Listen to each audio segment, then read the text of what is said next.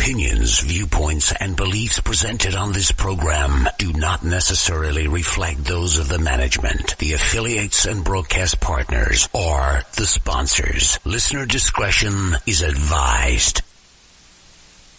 Between science and ignorance, there is filler.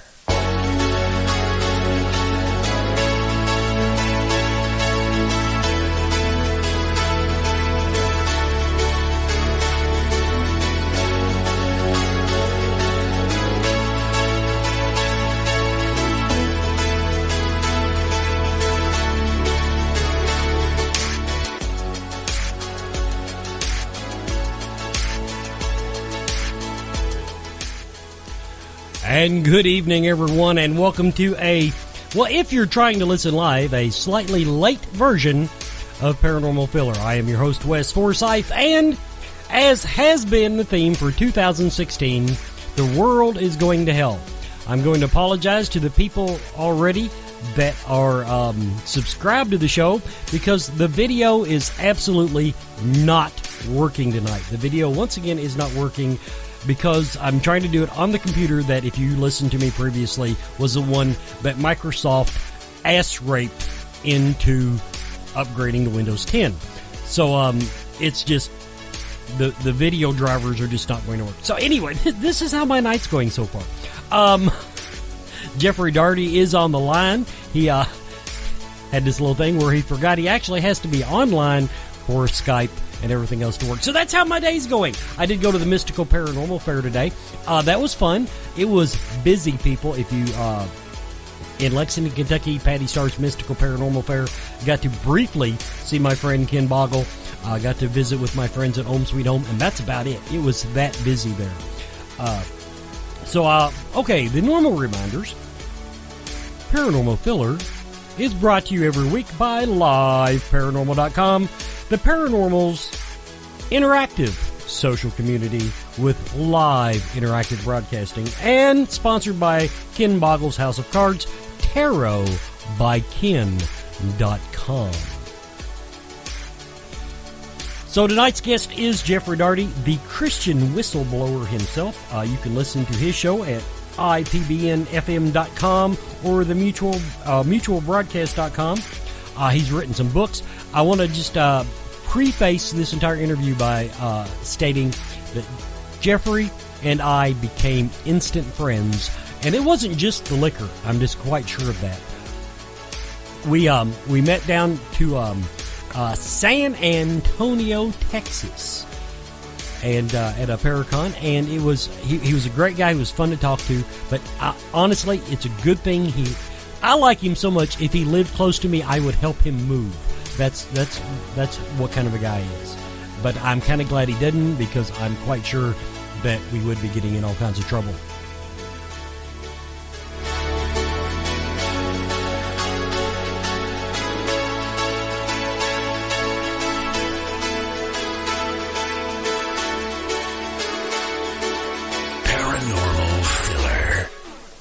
Okay, Jeffrey, you can unmute your mic now and come on the air with me, please. Hello, Wes. It's nice to be with you, and it's nice to be with you live and sober this time. Yes, this is quite a bit different from the other broadcasts that I aired with you on the air. And I have to tell everybody that the first of this year, what it is, Jeffrey, I decided the first of this year I was going to add some features to the show and sell subscriptions to it. They can still listen live, but people, to get some of the archives and to get the video presentation, they have to pay me just a little bit of money, not much, unless you're in Canada, then it's like a car payment. But money well worth it. I would agree with you, except so far nothing has worked. This Windows 10 computer that started out Windows 7, so that tells you, people, why Windows 10 doesn't want to run on it, even though Microsoft insists that it will. Thank you for turning on your computer tonight, Jeffrey. Well, I just didn't realize that I wasn't online until I started checking reasons, because I know you're very efficient and wouldn't have waited that long to call me, so I figured I'd check a few things and come to realize that I was not actually online. Well, I just want to say that life is what it is. Anyway, first of all, introduce yourself to the people. 20-year Bible seminary and all that stuff. But tell us. I want you to tell them what you talk about on your show. Okay, well, my show's called The Christian Whistleblower, and you can, as Wes has shared with you, you can hear that on IPBN-FM.com and coming up soon on the Mutual Broadcast Network and about 30 terrestrial stations across the country as well. And basically what we do is we try to shine light into the dark corners of orthodoxy. We try to ask the questions that nobody else will, and we try to look at the things, the foundations of Pauline religion, the foundations really of Western society, and examine them. Most of the people in the paranormal realm and the alternative media realm, they have no problem realizing that we need to examine things that are going on with the government. We need to audit the Fed. We need to ask all the questions about our authorities and our authority structures. But for some reason, when it comes to the New Testament, it comes to a screeching halt. We're not allowed to audit the New Testament. We're not allowed to scholastically and objectively look at the New Testament. And the thing people don't realize is that it has been filtered, approved, and published by at least two, not one, but two, one world governments, both the Roman Empire and the British Empire. So what we're trying to do is encourage people to take an objective look at the New Testament, to audit the New Testament. And I offer my efforts at that for 2 hours a week. And the idea and the hope is to encourage people to do so themselves so they can actually learn to be their own guru, guide their own spirits, master their own ascension. So that's my story, Wes, and I'm sticking to it. I got how many books have you written? Just published my 4th. Okay. When I was actually, I guess it was when I was really doing research for the first time you were on, or technically on. I read some of your Amazon book reviews, and I'm going to tell everybody he got some really shitty reviews, but it wasn't from people saying that he wasn't a good writer. It wasn't from people saying, it was basically from, and this is what I'm sure you run into, it was from people saying, what right does this guy have to question anything about the Bible? You're exactly right. Very, very, very few, almost none of the criticism that I face on a regular basis has anything to do with the way I conjugated that Greek verb or the way I rendered that Hebrew sentence or context. It has to do with, it takes one of two things. Number one, I'm ugly, my mom dresses me funny, and I'm the Antichrist. Or number two, who are you, as you've said so eloquently, to question the New Testament? And again, I'm not, and by the way, I'm not the first person that did this. There's a fellow named Thomas Jefferson who wrote the Declaration of Independence, helped write the Bill of Rights, helped write the Constitution, and within about 50 years of performing that work, he also decided to audit the New Testament. He was the first one to identify Paul as the first corrupter of the doctrines of Jesus Christ. He was the first person to say that the New Testament contains diamonds of great revelation, and it also contains dung of lesser minds. So here's a man that had been instrumental in throwing off the tyranny of governments, and he was also working to throw off the bondage of tyrannical religion. And I'm trying to do my part to pick up the mantle, if you will, and continue what the third president of the United States helped start. Do you...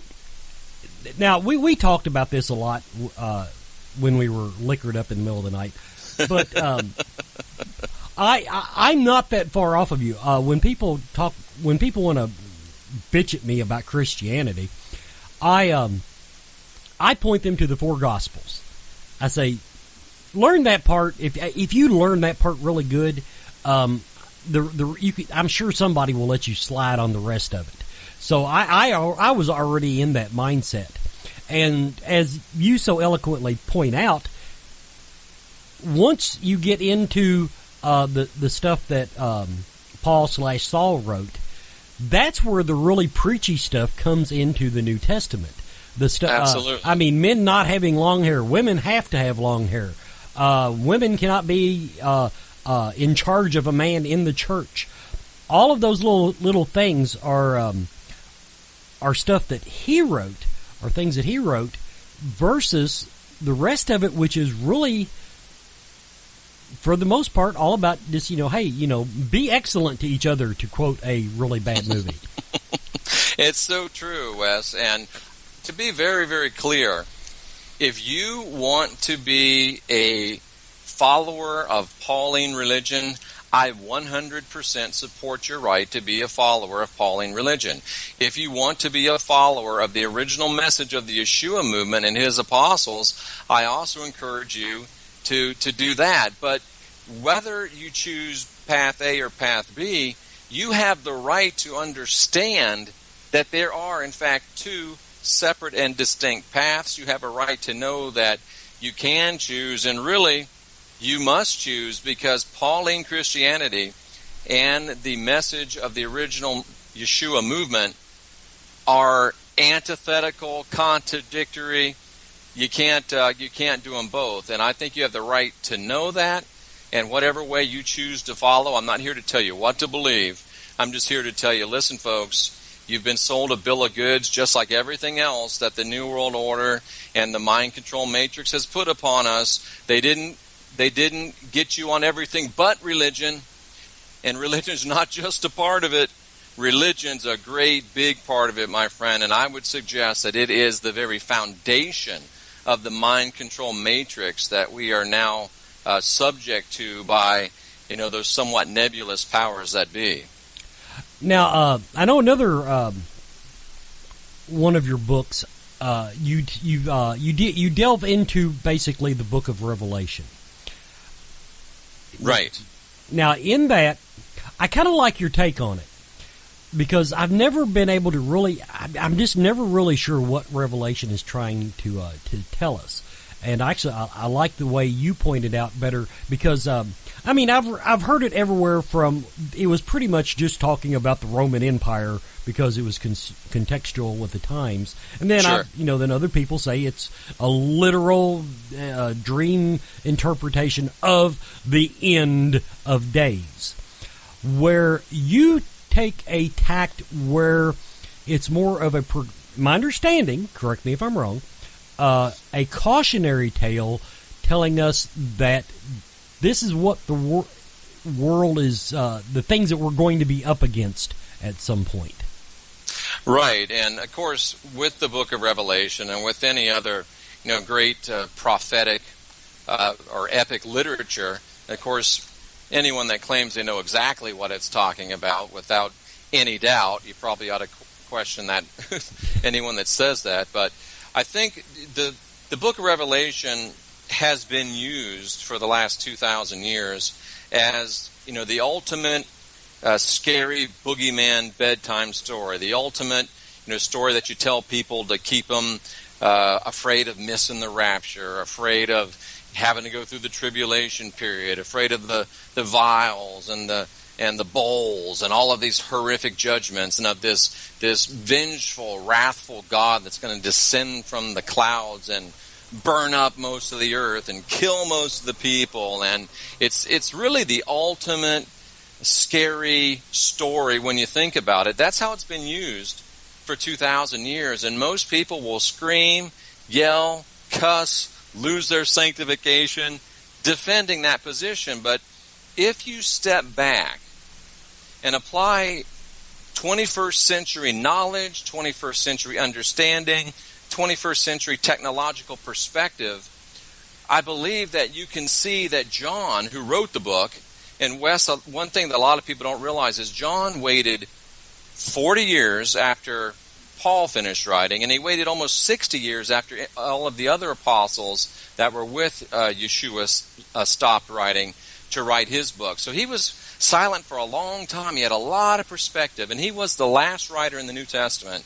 So he really, in effect, gave us the last will and testament of the apostolic movement, and as such, his writings take on a special meaning, I think, and take on especially a weighty import.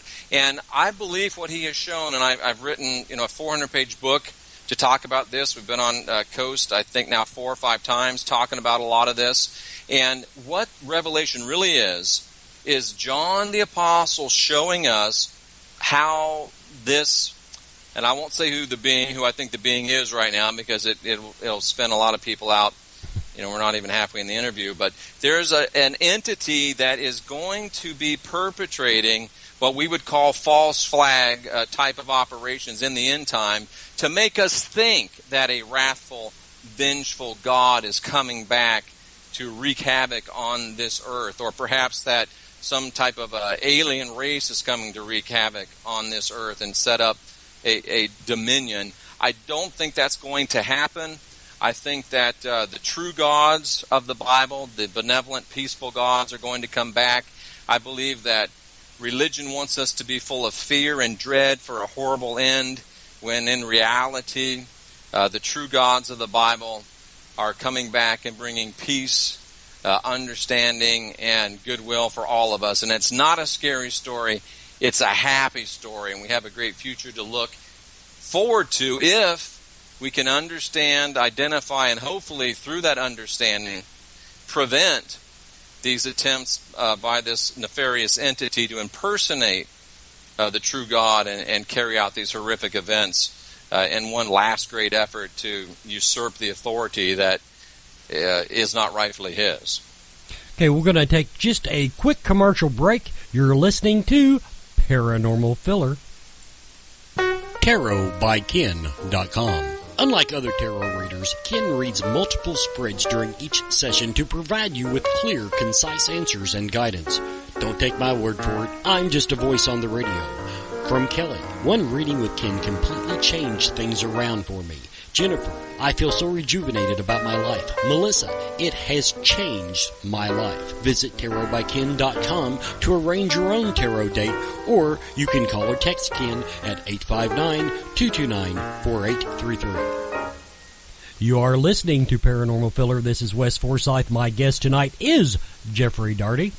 Okay, now, mixed in with this, now this is something that I'm, being in the radio business and dealing with the paranormal and all these topics, that I'm having to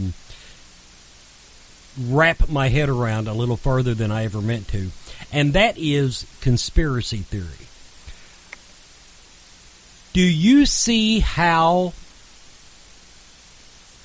your interpretation of Revelation plays into, and I'm that sounds like a derogatory term, but the things that are leading up to what you're talking about fall into that conspiracy theory category that I used to really not believe in, but I'm beginning to embrace more and more? Yeah, absolutely, Wes. I understand exactly what you're talking about. But me, there's an old saying that there's no one that... The person you really need to be the most afraid of is a person that has nothing to lose. And, I've got no church to defend. I've got, no doctrinal beliefs to defend. It's just me, and the only one I really have to please is myself and, what I think is the divine. And all I do, and people, they want to holler at me, they want to scream at me, but the reason why I think that I don't get any actual argument about the things that I teach is because none of it is opinion. All I do is go to the New Testament, and I literally translate, and anyone can do this. They can go online. We're talking about the New Testament, Greek, English, interlinear. You can find, I like the one at BibleHub.com. I don't get paid to say that. I just like the way theirs is set up. And you go and you look, and it shows the Greek. And it's Greek to me too, folks, don't worry. But right underneath it says exactly what the English rendering is. And you can see exactly what the original English is, and you can see how much it differs from the King James Version. And when you look and read it directly from the Greek, many, many times, you see a completely different story. And remember, the guys that wrote this was the first century. They were riding donkeys down dusty trails. We're riding in smart cars with our smartphones. We understand more things than they understood. We've seen more things that they've seen. We have more technological understanding than they have. So not only do I render the text literally and let it stand on its own, but I take a 21st century view and look at something. And when somebody says that all of a sudden I was caught up in the Spirit through an opening in the heavens, and I was standing on a place that was looking out over a beautiful window, and there were elders around the throne. In the middle there was a guy that seemed to be a god, and there was voices coming from his throne. I step back and say, wait a minute. If I apply a 21st century understanding to this, it sounds an awful lot like someone that went up through a wormhole or a vortex and is standing on the bridge of a ship or in some military command center with people sitting around looking at their monitors, and the central figure sitting in a command chair that has an intercom on it. If you've seen Star Trek, you've seen something very similar to that, and John didn't have that context. We do have that context, so not only should we look at it not the way that King James and his merry men told it to us, but the literal way that the original writers told it to us, and also look at it from a 21st century context rather than a first century context. You're not on the back of a donkey anymore. Don't act like you are. And that's actually one thing I've tried to point out about, well, really all aspects of the Bible, is that it was written by people that couldn't even envision a digital watch. I mean, that's, exactly. You know, so you've actually got two contexts to muddle through. The context of the person writing it at the time, who had to put it in his own words, his own interpretation, as you just said, and then,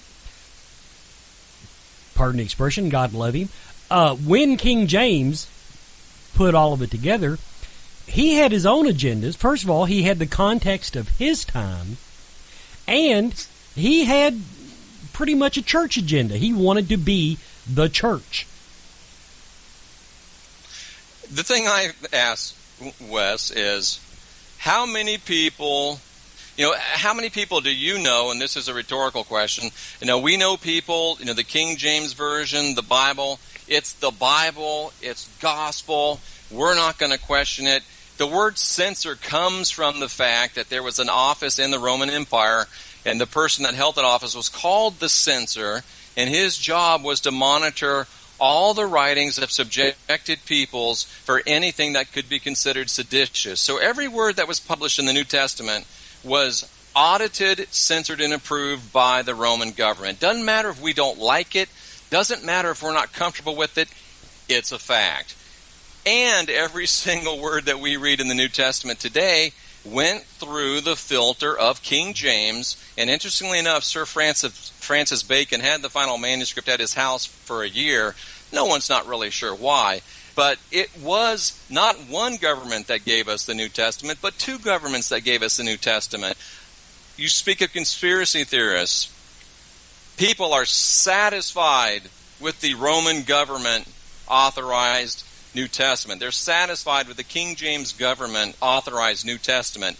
How many of our listeners would be satisfied with the Barack Obama New Testament, the George W. Bush New Testament? Come on, folks. Is it time to think a little bit? Okay, now that takes me to my personal conspiracy theory. I'm all ears, I Wes. spoke about this a little bit last week. I've always had trouble with conspiracy theories because anytime you get more than two people involved in anything, it goes to hell. Somebody can't keep their mouth shut. But the one conspiracy theory that I don't know who's behind it. I mean, maybe it's some guy sitting around a dark table somewhere with the black helicopter parked in the back. I don't know. But I do think the one thing that started probably in the late 70s, early 80s, sometime around there, is that there was a concerted effort to change our education system so that not to make us stupid, but to make us lose the ability of critical thinking, the ability to question our government, the ability to question the Bible, whatever. But in other words, to get the facts, to learn the math, to learn the science, but to forget that little voice in the back of your head that says, what was that? Absolutely. And incidentally, Mark Twain said that 3 people can keep a secret as long as 2 of them are dead. Yeah. And you're exactly right on that. And I agree with you 100%, Wes. I think actually myself, I was pulled kicking and screaming into the idea of conspiracy theory and alternative media. I probably embrace more than just the one you've mentioned, but I think there's no doubt about it, whether it was the 60s or the 70s, there's been a concerted effort, I think, and the way I look at it is it's a turn from, we used to try to enlighten people. Teach them how to learn, teach them how to understand, teach them how to discover on their own. But now we've thrown enlightenment out and we just want to indoctrinate people. And I think we do that because it makes them easier to control, easier to herd, and just a lot less damn trouble, Wes. But I'm 100% in agreement with you on that point. The thing about it is, see, my conspiracy theory to me is the mother of all the others, because the idea was we want to do this, we want to do that, we want the government to be able to do that. So we need to make people not question when that happens. But I do think, now one thing, I do think that it's actually almost backfired in that it has created, I don't think anybody ever thought it was going to create this divide that we see in the country now between, and you can call it left or right or whatever, but between ideologies of the ideology of personal responsibility versus government responsibility. You're absolutely right, and I think that without the underlying Forsythian conspiracy that you've noted, the rest of them are impossible to perpetrate, or at least the difficulty required to do so. It increases exponentially, because until you can get people to accept things unquestioningly and to just go along with what the government says, it's impossible to enforce any type of an agenda. And there were things that went along with that, like Watergate and things of that nature. But we just have got to the place, or we're taken to the place where we weren't going to or supposed to think for ourselves anymore. We were just to hush up, go along, keep your head down. It's like the military. Keep your head down and don't volunteer for anything. I was in there for 6 years, so I understand how that works. And they've just kind of exported that type of thinking to the general populace. But now here in 2016, we are starting to see a very significant rebound. And it's like you said, it's almost created a bigger problem than they certainly envisioned that it would, because now you've got people that not only distrust the government, but think they have good hard evidence to distrust the government. And then you've got all these other people that think, hey, man, these guys are crazy. But I think when an objective person sits down and looks at it, it's like that infamous meme on Twitter. Guys, the man, the sheep say to each other, maybe the man and the dog are working together. I don't think they ever envisioned the hatred. That's a good point, It used to be that, I mean, I still have lots of ideas that I guess would be considered liberal. But also, I have a lot more that are considered conservative. Oh, I'm coming up on a hard break. I'll finish this thought in just a moment. You're listening to Paranormal Filler. Guest Jeffrey Daugherty. I am a believer. But I'm not talking about the paranormal right now. I'm talking about PC-matic. Nothing ever lives up to the hype. Like you, I've seen the TV commercials for PC-matic. Since I obviously have to rely on my computers, I decided to give it a try. Now, do you have an older computer running maybe Windows XP? I do. And it's running like it's fresh out of the box. As a matter of fact, I've installed PC-matic on all of my Windows desktops. And yes, I can tell the difference. So, if your computer is running slow or crashing, or if you just have to rely on your computers like I do, go to my website, paranormalfiller.com. Click the PCmatic banner and then try one of their free scans. PCmatic, for speed, stability, security, you won't be disappointed. But apparently PCmatic cannot make Windows 10 run on a Windows 7 computer. I'm sorry, it just can't be done. Anyway, you're listening to Paranormal Filler. My guest is Jeffrey Daugherty. And, okay, I was talking about the hatred.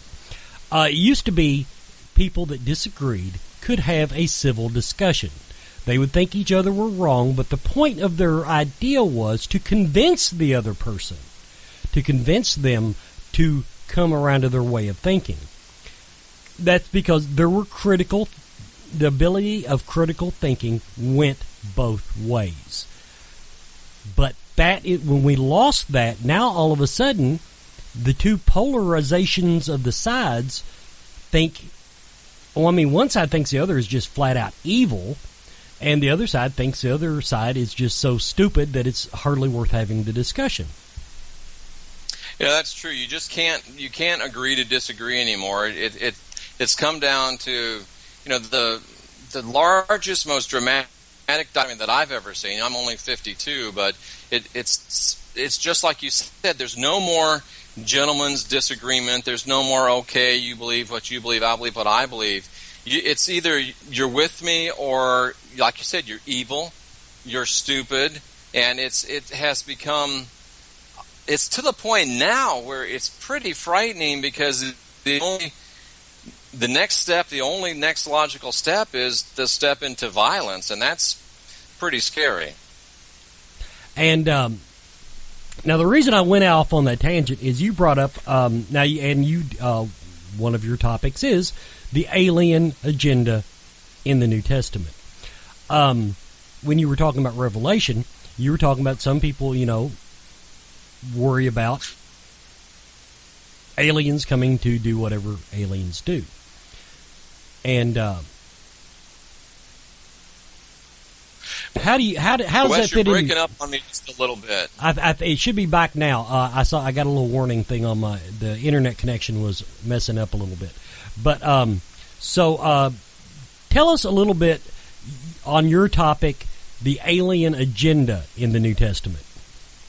Great, yeah, absolutely. And basically, my take on the alien agenda in the New Testament is that, again, if you look at the writings of the Apostle John and some of the other apostles, and you look at the New Testament from an objective standpoint, you can't help but notice that in the New Testament there is a distinct, overt, and widespread presence of UFO, ET, and alien imagery in the pages, in the original languages of the New Testament itself. And to make it even more interesting, even more puzzling, is that all of this UFO, ET, alien imagery is exclusively centered around the great events in the life of Jesus Christ. His birth in Bethlehem, his crucifixion on the cross, his resurrection from the grave,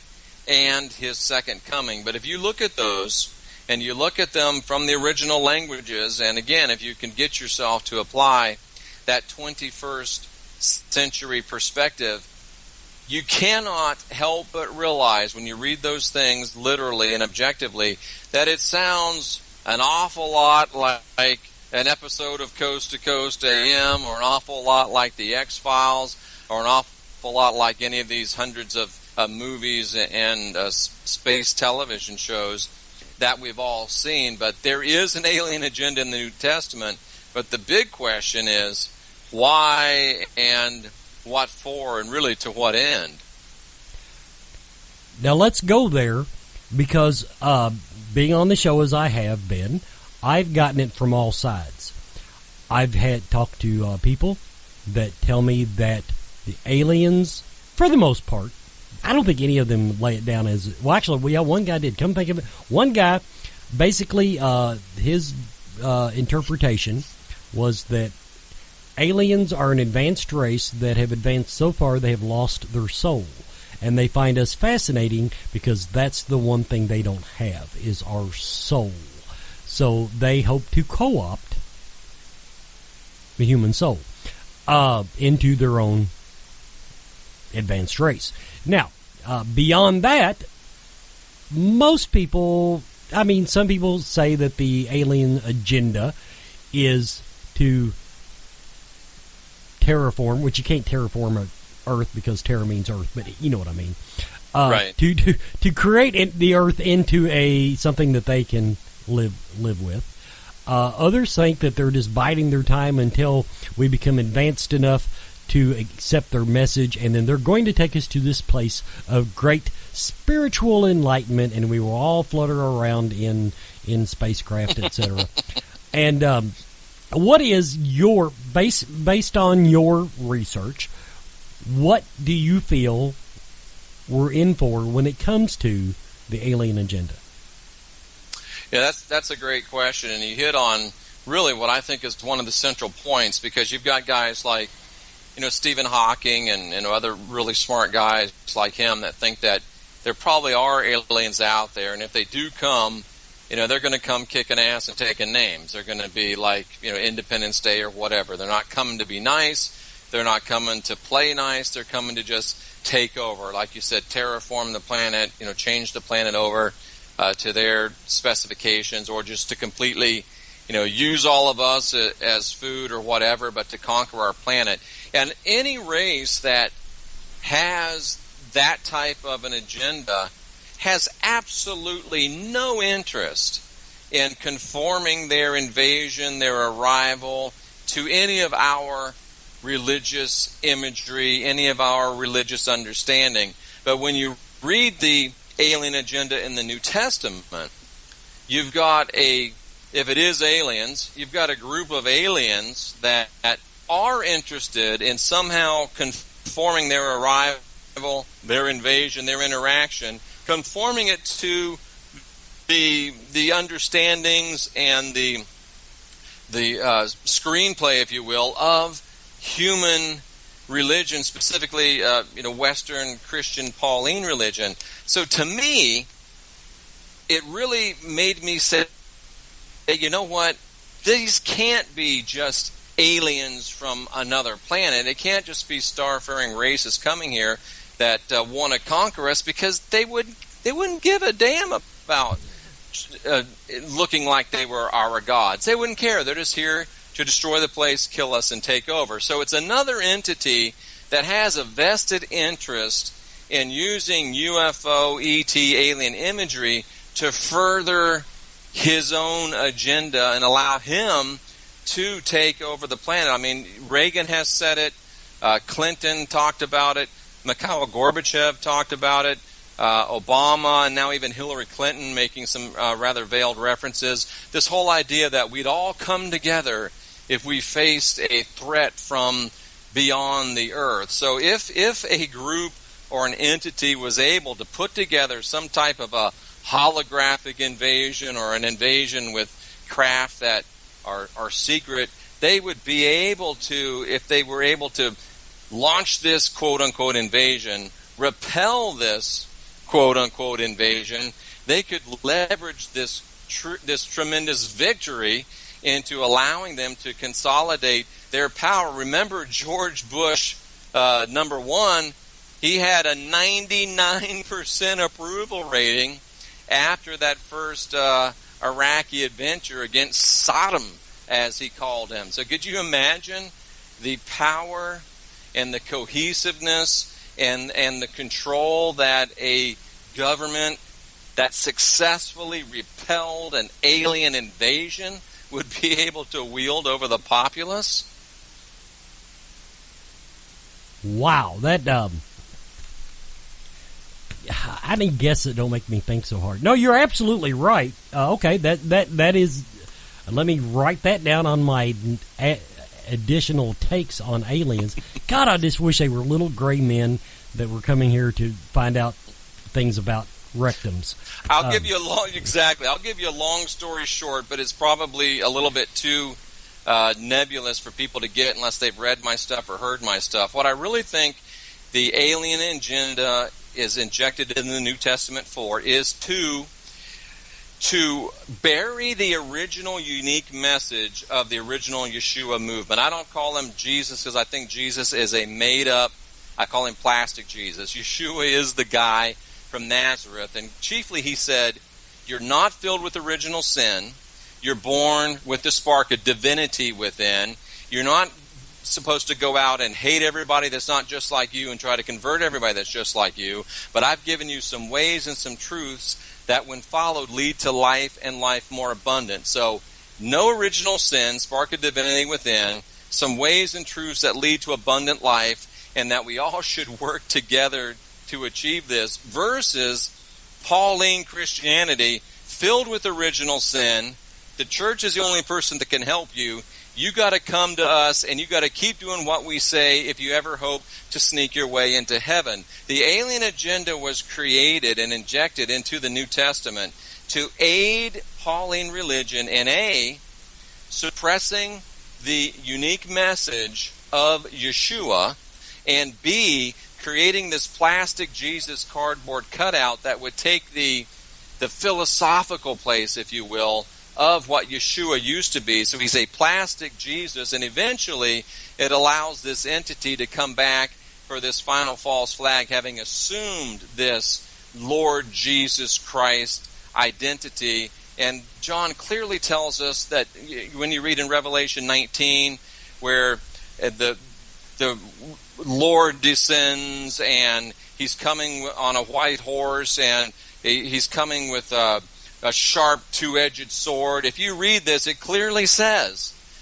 that whoever this guy is, he's hiding his own name, he's covering his own name up, and he's saying that he is the Word of God, which is a direct reference back to the original Yeshua. So he's trying to leverage that Yeshua imagery. And he's saying King of Kings and Lord of Lords, which is a direct reference back to the Jesus Christ plastic Jesus character. So it's some guy that's hiding who he really is, that wants you to believe he's Yeshua and Jesus all wrapped up in one. He's coming back kicking ass and taking names, blowing things up, killing people. And his idea is to control the planet, and he wants you to worship him for doing so. So that's really why the agenda is put in there, to banish Yeshua and to build this plastic Jesus character to the place where he can be the cardboard cutout, the anonymous mask, if you will, for this other entity that's going to come back, leveraging all of that imagery to make a last great effort to ravage the planet and rally the besieged populace to accept him as Lord and Savior. Now, straight up question, do you think we are in those times now where the pieces, the puzzle pieces are going into place one by one?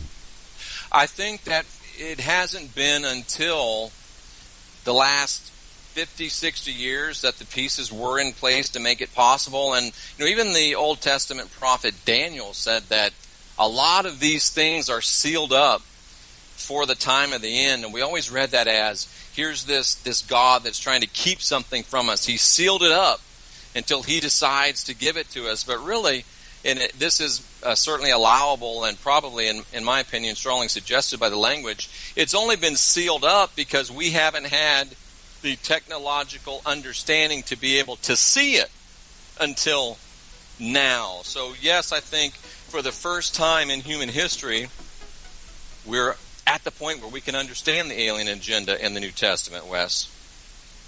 You're listening to Paranormal Filler. One more commercial break in this hour.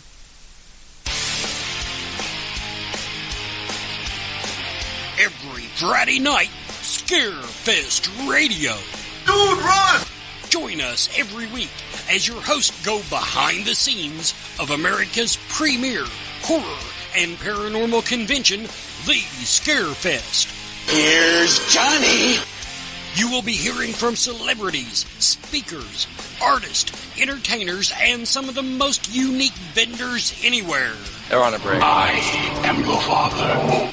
Every week we will be giving away a 3-day pass to a lucky listener. I'm afraid.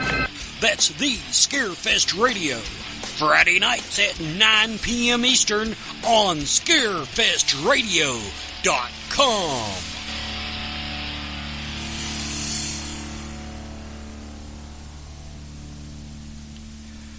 And welcome back to Paranormal Filler. This is the final segment of the first hour tonight. So everything's in place. Now, in this,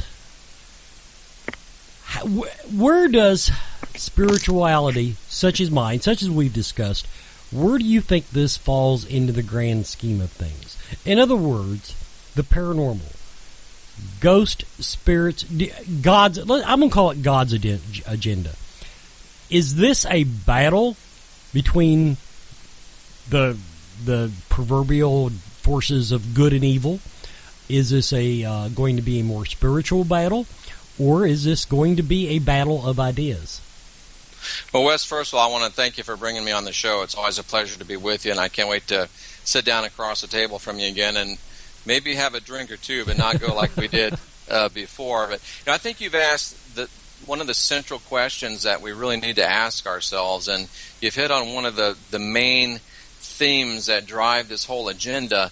And, I hate to say they because it's so nebulous, but, I've written now, over 1,200 pages that people can find out who I mean by they if they're so inclined. But they want us to believe that it's a battle between good and evil. They want us to believe that it's an epic struggle, and they want us to believe that we've got to fight.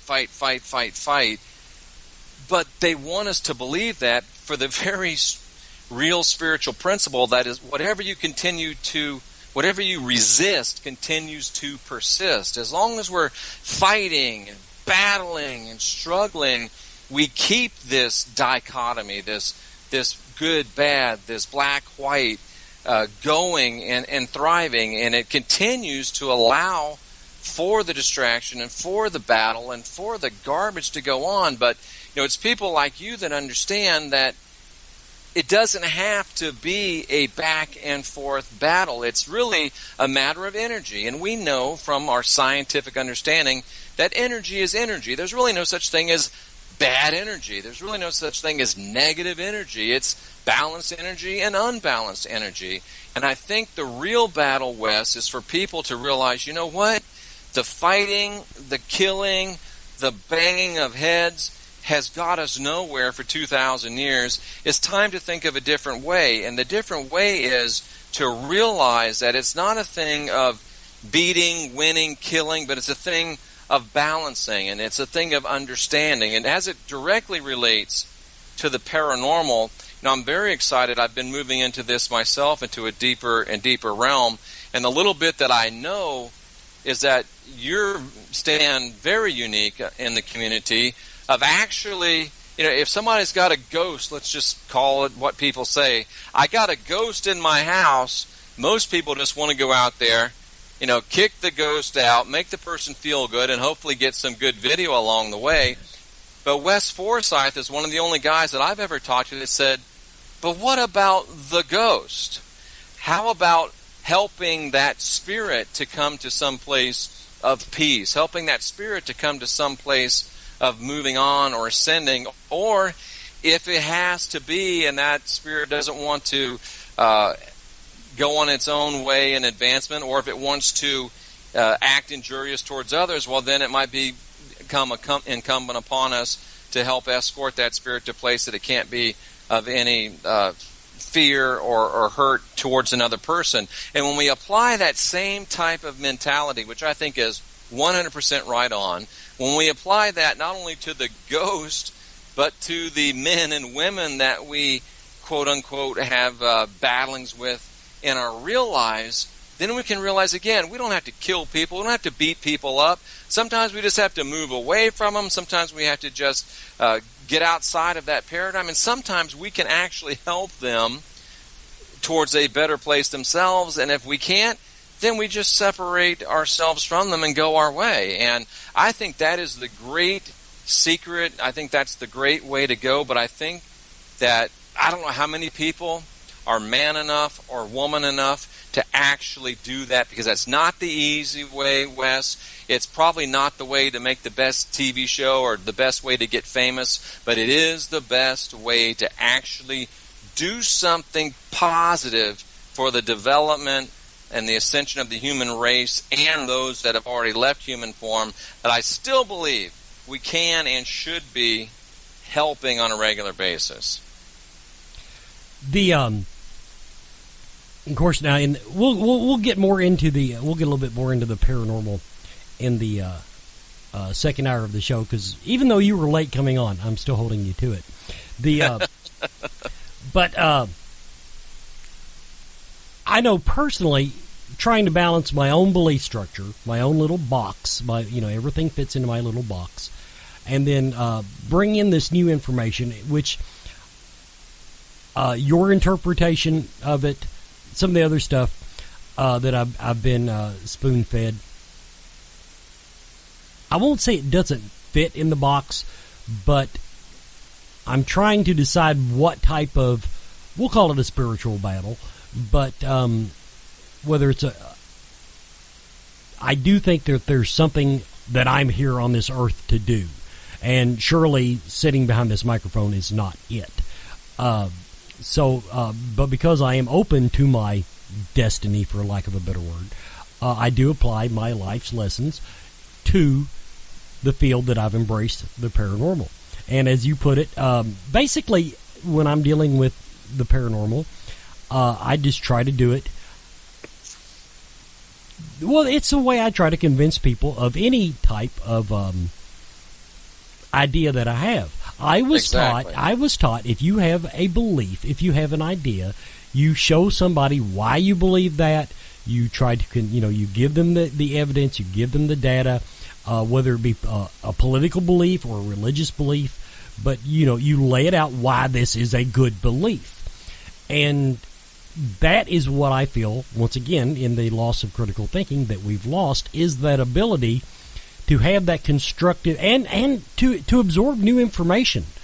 There are things that I believed when I came into the field that I'd just been spoon-fed all the years, that now, I don't see the basis for it. I see a basis that is prohibitive, you might say. Right, I agree with you 100%. And when we talked, it was back, I guess, what was it, early October? Yeah. When we met, and here it is now, some 5 months later. I've been able to do a lot more actual, work in, quote-unquote, paranormal realms. We've actually been doing some very interesting work and helping to continue something, actually to revive something that hasn't been done for 2,000 years. In the Bible, the Apostle Peter talks about how Yeshua and the apostles, in addition to ministering, of course, to the people that they met on a day-to-day basis, that they regularly practiced going into the spiritual realm and offering hope and comfort to people that had already died physically, specifically people that had died physically, still trapped because they had been under the bondage of human religion, and they were going into the spiritual realm and giving them good news, which I have to believe was leading to redemption. We've rejuvenated that, and we're trying to do it again. We're becoming successful at it. It takes a little bit of work. So I think that we're being called to a higher purpose, a higher place, and we're being called to go up and grow up, for lack of a better word, because what we've been doing, how we've been doing it, yesterday's the strength from yesterday's victories has never been enough and never will be enough to fuel us through tomorrow's battles. Okay, everybody, this is we're pretty well done with the first hour of tonight's program. I want to thank everybody for listening to Paranormal Filler tonight. The second hour will be beginning in just a few moments on WIHGradio.com. For those of us, or for those of you leaving us, thank you for listening. This has been Paranormal Filler. Jeffrey Daugherty is my guest, and you can find out more about him at jeffreydaugherty.com.